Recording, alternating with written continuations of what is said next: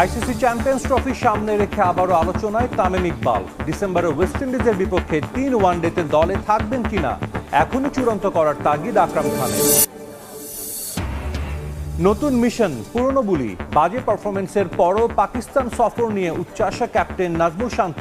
এড়িয়ে গেলেন বিশ্বকাপ প্রসঙ্গ, টেস্টের বিবেচনায় নেই রিশাদ হোসেন। ক্রিকেটের মাশরাফি বিন মুর্তজা, সাকিব আল হাসান, মুশফিকুর রহিম, তামিম ইকবাল, মাহমুদুল্লাহ রিয়াদ, তাদের ব্যাপারে মানুষের প্রত্যাশা, তাদের ব্যাপারে তাদের প্রতি মানুষের ভালোবাসা।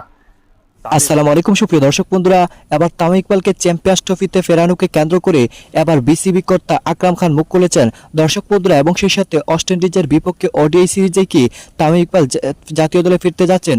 দর্শক বন্ধুরা, এবার সেই সকল বিষয়গুলোকে কেন্দ্র করে বিসিবির এই কর্তা বেশ কিছু গুরুত্বপূর্ণ তথ্য দিয়েছেন, এবং সেই সাথে চ্যাম্পিয়ন্স ট্রফিকে কেন্দ্র করে বিসিবি কি পদক্ষেপ নিতে চলেছে।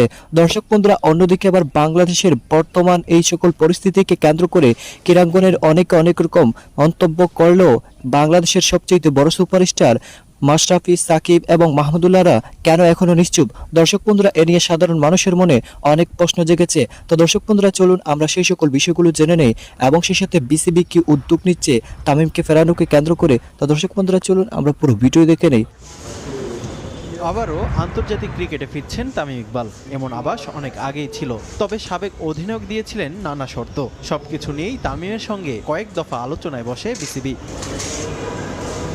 বিশ্বকাপ পর্ব শেষ করে এবার টাইগারদের মিশন চ্যাম্পিয়ন্স ট্রফি। তার আগে ওয়েস্ট ইন্ডিজের বিপক্ষে 3টি ওয়ানডে ম্যাচ খেলবে লাল সবুজরা। চ্যাম্পিয়ন্স ট্রফি সহ উইন্ডিজ সিরিজে সাবেক অধিনায়ককে ফেরাতে চলছে আলোচনা। তবে এ নিয়ে এখন পর্যন্ত কোনো সিদ্ধান্তে পৌঁছাতে পারেনি বোর্ড। তাই দ্রুত এ বিষয়ে দুপক্ষের অবস্থান পরিষ্কার করা জরুরি বলে মনে করছেন বোর্ড পরিচালক। পাশাপাশি পাকিস্তান সিরিজের চ্যালেঞ্জ নিয়েও কথা বলেন সাবেক এই অধিনায়ক। তামিম কি চাচ্ছে, সে খেলবে কি খেলবে না, সে যদি খেলবে, এবং বোর্ডে আমাদের জালাল ভাই আছেন, উনি যদি আলাপ আলোচনা করে যদি একটা সিদ্ধান্তে চলে আসে, তাহলে এটা দেশের জন্য ভালো হবে, আপনার ক্রিকেটের জন্য ভালো হবে। বাংলাদেশে তো কোয়ালিটি মানের প্লেয়ারের সংখ্যা অনেক কম, তো আমার মনে হয় যত তাড়াতাড়ি এই প্রবলেমটা সলভ হবে সেটা ক্রিকেটের জন্য ভালো হবে। পাকিস্তানে কিন্তু কোয়ালিটি প্লেয়ার অনেক আছে, এবং বেশি সংখ্যক কিন্তু কোয়ালিটি বলার আছে, সেটা কিন্তু আমাদের ব্যাটসম্যানদের জন্য একটা থ্রেট। চলতি বছর বাংলাদেশে বসবে মেয়েদের টি-20 বিশ্বকাপ। এই ইভেন্টের ফাইনাল ও আগামী বছর ছেলেদের এশিয়া কাপের ফাইনাল নির্মাণাধীন শেখ হাসিনা স্টেডিয়ামে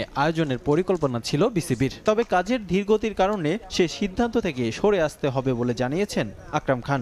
লাস্ট যে বোর্ড মিটিং হয়েছে সেখানে তো আমরা সব বোর্ড ডাইরেক্টররা অ্যাপ্রুভাল দিয়েছেন, তো মোস্ট প্রবাবলি আমরা সপ্তাহখানেক টেন্ডারে চলে যাবে, তারপর তো আপনার কাজ শুরু হয়ে যাবে। মাঠ তো রেডি আছে, আপনার যে ওখানে তো খেলা হচ্ছে, মানে সাইডে যেটা হচ্ছে, বাট আমার মনে হয় এটা বোর্ডের সিদ্ধান্ত, বোর্ড কী নিবে। বাট আমাদের প্ল্যান ছিল যে এখানে ফাইনাল হোক এশিয়া কাপের, বাট এশিয়া কাপেরটা এই 2 বছরে আমার মনে হয় সম্ভব হবে না, যেহেতু প্রচুর লোক আসবে। আপনার যে এশিয়া কাপের ফাইনাল যদি হয়, তো সেটা মোস্ট প্রবাবলি আপনার ঢাকা স্টেডিয়ামে আমরা করতে হবে আমাদেরকে। বিসিবির mega project Sheikh Hasina international cricket স্টেডিয়ামের উইকেট তৈরির জন্য 2 বছরের চুক্তিতে নিয়োগ দেওয়া হয়েছিল অস্ট্রেলিয়ান টনি হ্যামিংকে। তবে 1 বছর না যেতেই অভিজ্ঞ কিউরেটরের দায়িত্ব থেকে সরে দাঁড়ানো বড় ধাক্কা বিসিবির জন্য।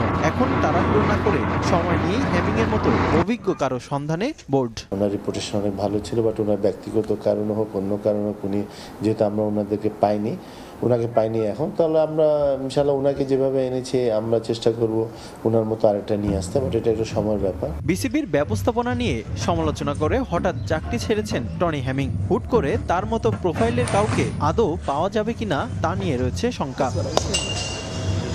রিফাতুল ইসলাম মিরন। এবং এই সাধারণ মানুষটাকে, যিনি ক্রিকেট নিয়ে কাজ করে, তার প্রতি মানুষের যে ভালোবাসা, মানুষের যে আবেগ, দেখা হলে যে কথা বলা, সৌহার্দ্য, এই জিনিসটা থেকে আজকে আমার একটা জিনিস মাথায় ঢুকেছে, যে আমাদের যারা আইডল ক্রিকেটের, মাশরাফি বিন মুর্তজা, সাকিব আল হাসান, মুশফিকুর রহিম, তামিম ইকবাল, মাহমুদুল্লাহ রিয়াদ, তাদের ব্যাপারে মানুষের প্রত্যাশা, তাদের ব্যাপারে তাদের প্রতি মানুষের ভালোবাসা, তাদের প্রতি মানুষের আনকন্ডিশনাল হৃদয় নিংড়ানো আবেগ কত বেশি, কোন পর্যায়ের,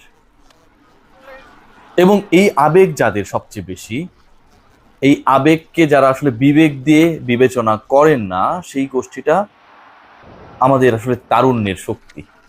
আমাদের তরুণ ছেলেমেয়েরা, যাদের বয়স কম, যারা স্পোর্টস ফলো করে, যারা বছরের পর বছর বাংলাদেশ দলকে তালি বাজিয়ে অথবা গালি দিয়ে, যেটাই হোক না কেন, সাপোর্ট করে, সেই তারুণ্য আমাদের সেই শিক্ষার্থীরা এখন এমন একটা অবস্থায় রয়েছে যেখানটায় তারা আঘাতপ্রাপ্ত হচ্ছে, একে অপরের সাথে সংঘর্ষে লিপ্ত হচ্ছে, একে অপরকে কোপাচ্ছে, কেউ কেউ মারা যাচ্ছে, মানে মেরে ফেলা হচ্ছে, এরকম সিনারিও হচ্ছে। ছাত্রলীগ, ছাত্রদল, জামাত শিবির, জাতীয় পার্টির কি যেন একটা আছে, জাতীয় ছাত্র সমাজ সম্ভবত। ভাই আমি এত কিছু বুঝি না, আমার কোনো কোটা নেই, আমি কোটা নিয়ে আলোচনাও করি না, কোটার জন্য আমার কোনো আন্দোলনের ইস্যুও নেই, আমার বয়স পেরিয়ে গেছে। কিন্তু যারা মারা যাচ্ছে, যারা আঘাতপ্রাপ্ত হচ্ছে, আমার বিশ্ববিদ্যালয় যখন রক্তাক্ত হচ্ছে, দলমত নির্বিশেষে যেই করুক না কেন কিংবা যেই আঘাতপ্রাপ্ত হোক না কেন, এটা হয় ভালো লাগছে না, একদমই ভালো লাগছে না। এই মানুষগুলো যারা বা যিনি মারা গেছেন তিনিও আমাদের লেজেন্ডদের চেনেন না। তিনি হয়তো মৃত্যুর আগেও তার মেমোরির মধ্যে যে কিছু স্মৃতি নিয়ে গেছেন তার একটা হতে পারে আমাদের ক্রিকেট। হয়তো আগের রাতেও তিনি বা তারা যখন আলোচনা করেছেন হতে পারেন আমাদের ক্রিকেটীয় আইডল মাশরাফি, সাকিব, তামিম, ইকবালরা।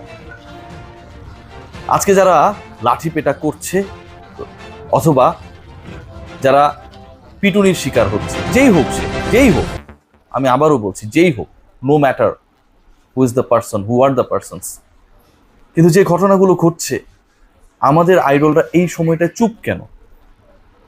পক্ষ নিতে হবে না ভাই, মাশরাফি ভাই একদম বিশ্বাস করেন, পক্ষ নিতে হবে না।